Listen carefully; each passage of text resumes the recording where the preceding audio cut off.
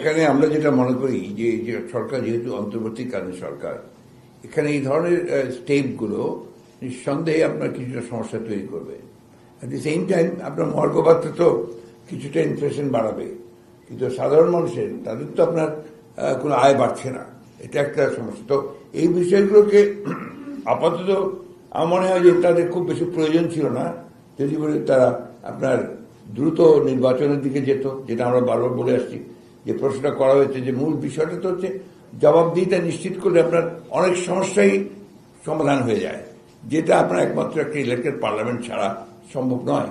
সেই কারণেই আমরা এত বেশি জোর দিচ্ছি আপনার একটা নির্বাচনের মাধ্যমে একটা জবাবদিহিমূলক সরকার এবং একটা অবস্থা তৈরি করা।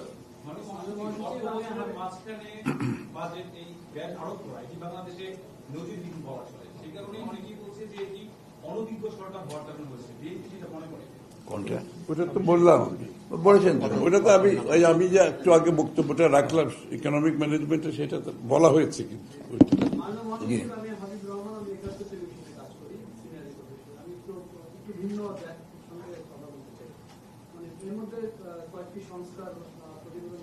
আচ্ছা, এই জিনিসগুলো নিয়ে আপনারা আজকে আলাপ করতে চাই না, কারণ এটা আপনার ভিন্ন দিকে যাচ্ছে। তো আমরা এটার উপরেও করেন যদি আর কিছু থাকে।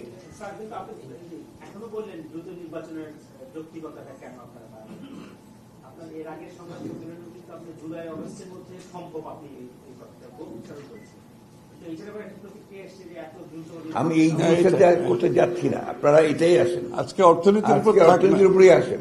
দ্রব্যমূল্য, কর, এগুলোর উপর থাকলে সুবিধা হবে কি, এটা তো মানুষের এক্সপেকটেশন আছে একটা, তাই না? সুতরাং এইটার উপর আজকে যদি আমরা প্রজেক্ট করতে পারি, গভর্নমেন্ট হয়তো পিছিয়ে যেতে পারে। আমাদের তো এই চেষ্টাটা আমরা বলছি যে যাতে গভর্নমেন্ট উইথড্র করে, তো এইটাই তো উদ্দেশ্য আছে, তাই না?